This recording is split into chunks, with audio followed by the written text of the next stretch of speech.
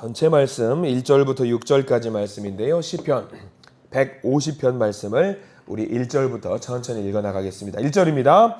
할렐루야. 그의 성소에서 하나님을 찬양하며 그의 권능의 궁창에서 그를 찬양할지어다. 그의 능하신 행동을 찬양하며 그의 지극히 위대하심을 따라 찬양할지어다. 나팔 소리로 찬양하며 비파와 수금으로 찬양할지어다. 서고 춤추어 찬양하며 현악과 퉁소로 찬양할지어다. 큰 소리 나는 재금으로 찬양하며 높은 소리 나는 재금으로 찬양할지어다. 호흡이 있는 자마다 여호와를 찬양할지어다. 할렐루야. 아멘. 오늘 말씀 가운데 하나님의 은혜가 있기를 간절히 기도하고 소망합니다. 우리 기도하는 마음으로 고백합니다. 하나님과 동행하겠습니다. 옆 사람 축복하면서 하나님과 동행하십시오. 하나님과 동행하시는 복된 하루 되기를 기도하고 소망합니다. 오늘 시편 150편, 시편 전체의 마지막입니다. 대단히 오랜 기간 동안에 시편 강해 설교를 하게 되었습니다. 시편이 길잖아요. 하루에 한 장씩 본다라고 한다면 이게 사실 모험이고 도전일 수 있고 지루하고 후반부로 갈수록 내용이 그 내용 같고 저 내용이 저 내용 같고 일주일이 전 했던 말씀이 그 말씀 갖고 한 게 시편입니다. 한번 찾아봤습니다. 우리가 시편을 언제 시작했는지. 작년 7월 11일에 시편을 처음 시작했어요. 무려 반년이 걸렸어요. 이걸 마무리하기까지 반년이 걸렸어요. 그래서 말씀을 한번 찾아서 검색해서 다시 들어봤습니다. 어떤 말씀으로 시편 1편을 시작했는가? 아마 이런 내용이었었어요. 다 읽어나가는 것은 쉬운 일이 아니지만 서로 독려해서 함께 전부 다 읽어봤으면 좋겠습니다. 그런 말씀이었어요. 6개월이 지나서야 이제 잘 마무리하게 되었는데 이제 정말 고생하셨고요. 이제 내일부터는 또 우리가 잠언을 보게 됩니다. 시편 보면은요, 여러분들 오늘은 정리하는 시간인데 저는 한 단어가 떠오르더라고요. 여러분들 시편을 보면은 무슨 생각을 하시게 되는지 모르겠습니다. 저는 이 단어인데 아마 공감을 하실 분들이 많이 계실 것 같아요. 일기장 같아요. 일기장. 내 마음을 속마음을 적어 내려가는 일기장 같다는 그런 생각이 들어요. 시편을 썼던 사람들이 많잖아요. 어떤 감사의 제목들도 적어보고 기도의 제목들도 적어보고 어떤 찬양의 제목들, 내 마음속에 있던 것들을 다 모아둔 어떤 일기장 같은 생각이 들어요. 하나님과 동행하려고 했던 사람들의 일기장, 귀한 일기장입니다. 특별히 다윗이 시편의 내용을 제일 많이 썼잖아요. 그래서 어떤 사람들은 다윗을 이해하기 위해서는 사무엘상이라든가 사무엘하, 역대상하를 보면은 더 낫지 않겠냐라고 생각하시는 분들도 계십니다. 근데 그거는요, 공적인 어떤 역사적인 기록이 담겨 있다라고 한다면 개인의 마음을 담은 것은 시편입니다. 다윗의 어떤 속마음, 솔로몬의 속마음, 모세라든가 그런 사람들의 개인적인 속마음을 적어준 것이 바로 이제 시편이라고 보면은 되는 거죠. 다윗이 이때에 이런 마음이었겠구나, 이런 기도를 했구나, 이런 체험을 했구나. 다윗은 왕이었기 때문에 마음대로 할 수 있었을 것이라고 우리는 생각을 하잖아요. 왕의 신분으로. 근데 시편을 보면 그게 아니었다라는 것을 알아요. 정말 이때 너무 괴로워가지고 마음대로 할 수 없었고 마음이 아팠고 하나님께 찬양을 올렸고 기도했고 이런 말들이 적혀 있다라는 것을 우리가 시편을 묵상하면서 알게 됩니다. 이렇게 시편을 자세하게 묵상하다 보면은요, 은혜의 눈이 열려요. 은혜의 눈. 내 마음대로 할 수 없었을 때에 하나님께 붙들고 하나님께 나아갔더니 하나님께서 내 기도를 들어주시고 피할 바위로 나를 안전하게 돌보아 주시더라라고 하는 개인적인 고백과 간증이 담겨 있는 거죠. 시편 150편을 마무리하면서 두 가지로 요약을 좀 할 수 있을 것 같아요. 시편 하면은 아마 이런 단어로 우리가 정리하시면 될 것 같아요. 첫 번째는 이겁니다. 복이 있는 사람. 복이 있는 사람은 누구에게로 피하는 자가 복이 있다? 여호와께로 피하는 자가 복이 있다. 이게 1번입니다. 2번은 뭘까요? 이제 후반부로 넘어오면서 하는 말입니다. 제가 늘상 지금 최근 한 일주일 사이에 이거 하라, 이거 해라, 이거 해라라고 말씀을 드렸던 바가 있어요. 뭐죠? 여호와를 찬양하라, 이겁니다. 상반절은 복이 있는 사람, 여호와께 피하는 자가 복이 있다. 후반부로 넘어갈수록 여호와를 찬양하라. 오늘은 그 내용에 대한 요약이에요. 어제 찬양하셨습니까?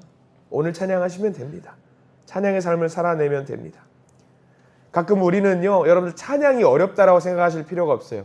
저희 가족방이 있어요. 저희 가족 아버지도 있고요, 어머니도 들어가 계시고요. 우리 가족 카톡방이 있는데 생일을 당한 분들이 계시면은 제일 먼저 누구라 할 것 없이 제일 먼저 카톡방에 그 아침에 서로 간에 문안을 하면서 나오는 글이 있습니다.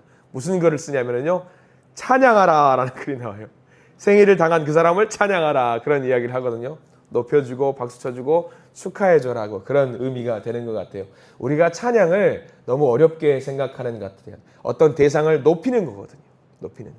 우리가 일상생활 속에서 찬양의 느낌을 받을 때가 많이 있어요. 어떤 때냐면 대단히 공부를 잘해가지고 높은 대학을 좋은 대학을 간 사람들을 만나면 야, 대단하다, 훌륭하다, 그런 마음을 갖게 됩니다.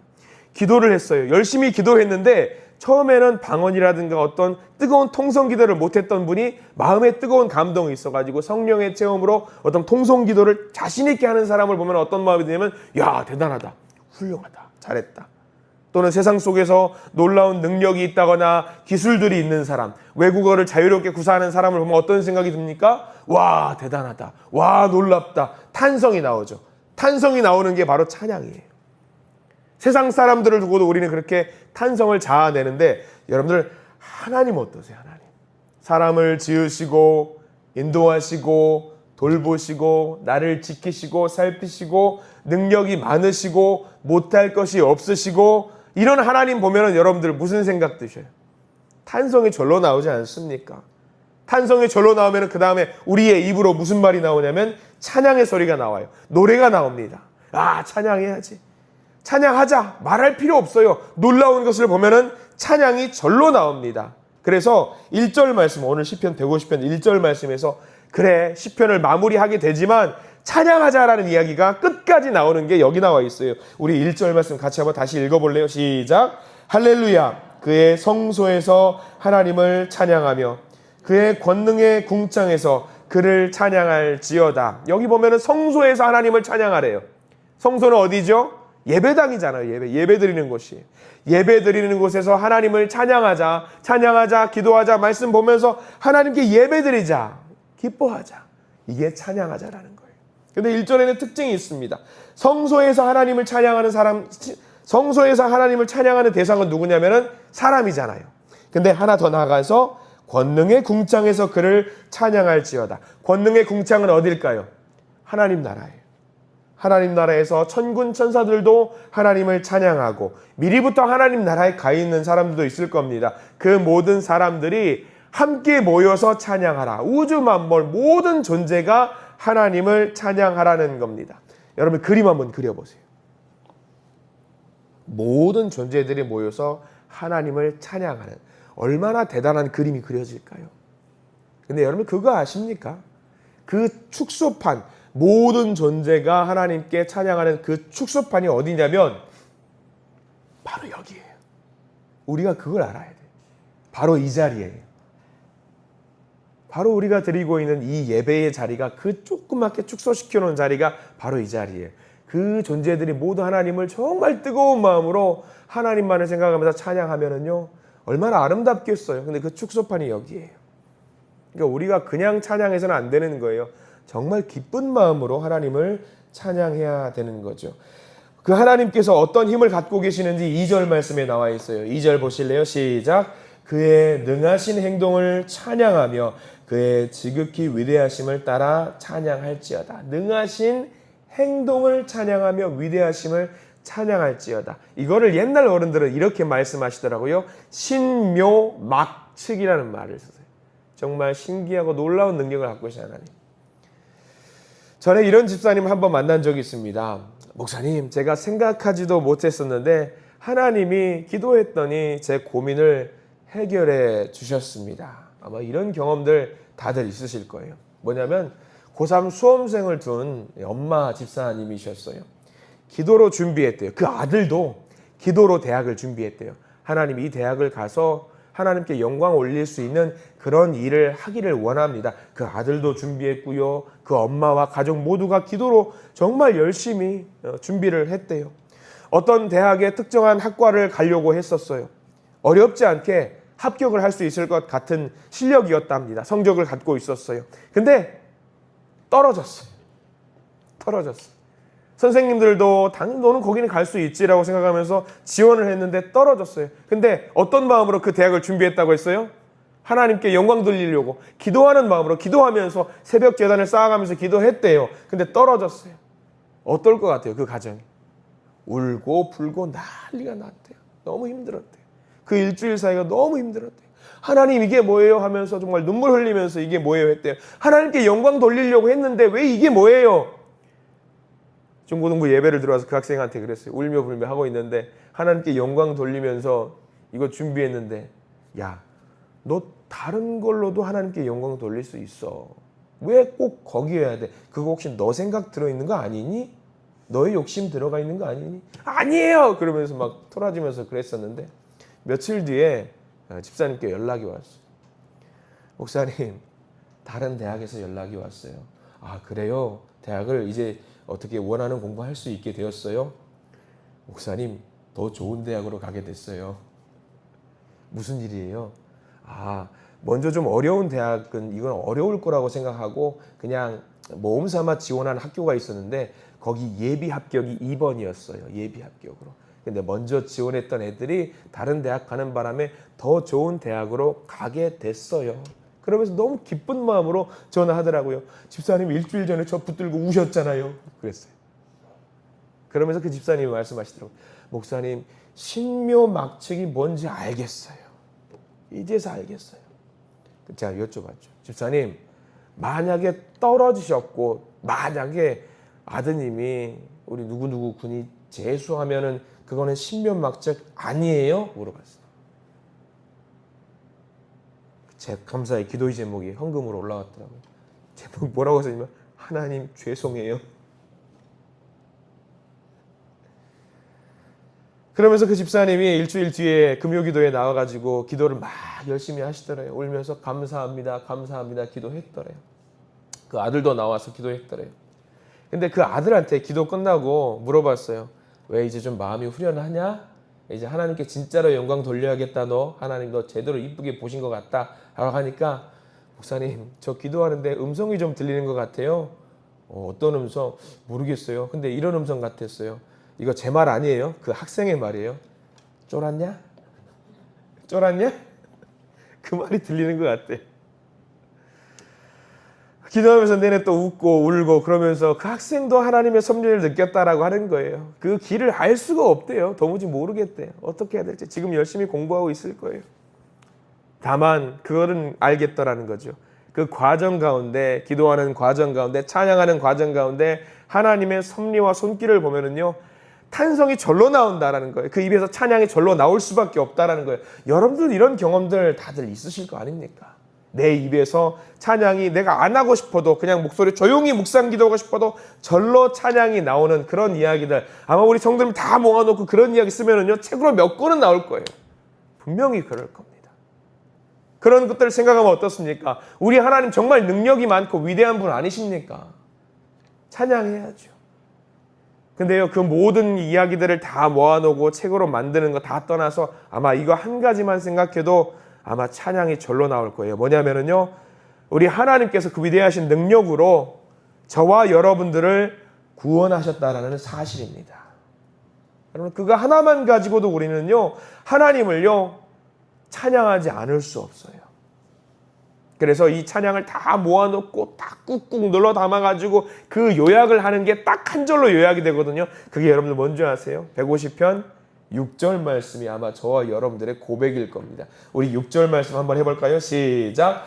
호흡이 있는 자마다 여호와를 찬양할지어다. 할렐루야. 호흡이 있는 자마다 여호와를 찬양할지어다. 이 말씀은 여러분들 한번 외워두세요. 호흡이 있는 자마다 여호와를 찬양할지어다. 시편 150편 6절 말씀. 이 어떤 목사님은요 이 부분을 좀 달리 해석하세요. 이 말씀 우리가 잘 들어보면 명령 같죠. 찬양해야지, 찬양해라 이 말씀 같죠. 근데 그게 아니래요. 우리는요 찬양할 수 있는 자격이 없대요. 사실 왜냐하면 죄인이기 때문에 사실은 찬양할 수 있는 자격이 없대요. 아유 나 따위가 어떻게 하나님을 찬양할 수 있어? 이렇게 죄인인데 내가 나 따위가 어떻게 하나님을 주인이라고 고백할 수 있어? 불가능해. 없어. 근데 그 목사님이 뭐라고 말씀하시냐면 이 호흡이 있는 자마다 여호와를 찬양할지어다. 야 너 찬양해도 돼. 너 찬양해도 돼. 너 죄인인 건 나도 알아. 찬양해도 더. 이거는요, 명령이 아니라 허락해 주시는 거라고 하더라고요. 허락해 주시는 거. 호흡이 있는 자는 모두 찬양해도 된다. 여러분들 호흡이 없으면은요, 찬양할 수 있을까요? 없을까요? 없어요. 호흡이 없는 존재를 죽은 존재라고 이야기를 하잖아요. 그러니까 호흡이 있으니까 찬양할 수 있도록 허락해 주시는 거래요. 그 호흡이 있는 모든 자의 찬양을 받으신다라는 말씀이에요. 내가 죄인인데 어떻게 하나님 앞에 나아가요, 우리가? 주님, 저는 잘못한 것이 너무 많아요. 자격도 없고요, 능력도 없어요, 드릴 것도 없어요. 나도 알아. 너 그렇게 없는 거 알아. 다 필요 없는데 너 뭐 있어? 살아있어요. 호흡이 있어요. 그러면 찬양해도 돼. 이거라는 거예요. 이게 은혜라는 거죠. 구원받을 자격 없는 자에게 구원을 주시겠다고 하시는 하나님의 은혜. 여러분들 이게 믿어지시기를 축원합니다. 찬양해야 돼요. 제일 끝에 여러분들 그 6절 옆에다가 메모를 좀 해두셔요. 뭐라고 메모하시냐면요. 이사야 43장 21절. 제가 이것도 카톡으로 여러분과 공유하겠습니다. 이사야 43장 21절 읽어드릴게요. 이 백성은 내가 나를 위하여 지었나니 나를 찬송하게 하려 함이니라. 우리를 만드신 목적이 뭐다? 찬양이래요. 찬양을 위해서 우리를 지으셨다라는 이야기. 우리의 존재 이유가 뭐다? 찬양이래요. 찬양이. 그러니까 우리의 호흡을 주시는 이유가 뭐다? 찬양하라고. 찬양하라고. 여러분들 한번 잠깐 상상력을 한번 동원해 보시기 바랍니다. 여러분들이 노래를 정말 잘하시는 국가대표급 가수예요. 국가대표급 가수가 어떤 꿈이 있을까요? 엄청나게 큰 무대에 있어요. 세계적으로 유명한 큰 무대에 모든 가수들이 바람이 있고 소망이 있는데 어떤 바람이냐면 그 무대에 가서 공연을 하고 노래를 부를 수 있으면 좋겠다라고 생각하는 그 공연장이 있어요. 근데 여러분들이 가수예요. 대단히 노래를 잘하세요. 거기서 요청이 왔어요. 무슨 요청? 와서 주제곡을 좀 불러달라. 그럼 여러분들 가실래요? 안 가실래요? 1승1대의 바람이고 1승1대의 소망이에요. 그럼 당연히 가야죠. 내 돈 들여서라도 가야죠. 부를 수만 있다면 가야죠. 당연히 그래야죠. 근데 여러분들 하나 잘 아실 것, 하나님께 찬양할 수 있는 그 자리에 찬양할 수 있도록 허락을 받으셨어요. 그럼 여러분 가실래요? 안 가실래요? 다 제껴놓고 가야 돼요. 가서 노래해야 돼요. 가서 누구를 위해서 노래해야 되냐면 하나님을 향해서 노래를 해야 돼요. 그 순간에도 겸손하게 하나님 저 노래 못해요 하실 겁니까? 그러면 안 되는 거예요. 음정 틀리고 박자 틀리고 노래 몰라도 그냥 고래고래 소리 지르면서 하나님을 찬양해야 되는 것이 우리의 삶의 이유라는 것을 여러분들 잘 기억하시기를 바랍니다. 시편 150편 전체의 설교가 이제 마무리됩니다. 말씀이 마무리됩니다. 하나님이 우리에게 한 가지 메시지와 함께 한 가지 숙제를 주셨습니다. 무슨 일이 있어도 찬양해라. 숨만 쉴 수 있으면 찬양해라. 숨 끊어지면 찬양하고 싶어도 못해요. 그러니까 우리는 삶 속에서 쉬지 않고 찬양을 해야 되고요. 찬양을 회복하셔야 됩니다. 그러면 우리의 모든 삶이 달라지게 될 것입니다. 찬양은 우리의 삶 전체를 바꿀 수 있는 놀라운 힘이 있고요. 찬양은 기적을 만들어요. 하나님이 허락해 주셨어요. 명령 아니세요. 찬양해도 되고 안 해도 돼. 찬양을 허락해 주셨어요. 찬양하십시오. 찬양의 그 있는 찬양하는 자리를 통해서 하나님은 우리에게 놀랍도록 역사하실 줄 믿습니다. 찬양을 통해 역사하시는, 그래서 주 하나님을 높이시는 저와 여러분들 믿음의 성도님들이 되시기를 간절히 축원합니다. 기도하겠습니다. 주님, 성령의 역사하심으로 우리를 만져주십시오. 우리의 호흡이 숨 쉬는 것이 찬양이 되게 해 주시옵소서. 우리의 눈을 열어주셔서 찬양하게 해 주시옵소서. 스데반 집사가 목숨이 붙어있는 그 순간에도 하늘을 향해 보았을 때에 천사들이 하나님을 찬양하고 영광 돌리는 모습을 봤던 그 순간을 우리는 기억합니다. 목숨이 붙어있는 그 최후의 순간까지 하나님을 찬양했던 스데반 집사의 모습을 우리가 기억합니다. 뜨거웠던 천사들의 찬양 소리를 보았던 스데반의 모습을 기억합니다. 주님, 우리도 호흡이 붙어있는 그 최후의 순간까지 하나님을 찬양하게 해 주시옵소서. 말할 수 없는 그 하나님의 놀라우신 신묘막측하심을 우리가 경험하면서 찬양하지 않는 죄를 범하지 않게 하시고 쉬지 않고 늘 주님을 찬양하는 믿음의 찬양꾼들이 될 수 있도록 저희들을 인도해 주시옵소서. 시편의 말씀을 부지런히 달려와서 마무리를 하게 만들어주신 하나님의 역사를 찬양합니다. 우리가 쉬지 않고 복이 있는 사람이 되어서 하나님께 피하는 자들이 되게 하시고 쉬지 않고 호흡이 달려있는 그 순간까지 하나님을 찬양하는 믿음의 자녀들, 복된 하루를 살아갈 수 있는 우리 모두가 되게 해 주시옵소서. 우리의 마음 중심에서 주님을 뜨겁게 찬양하는 믿음의 자녀들 되기를 소망하오며 예수 그리스도의 이름으로 간절히 기도드립니다. 아멘.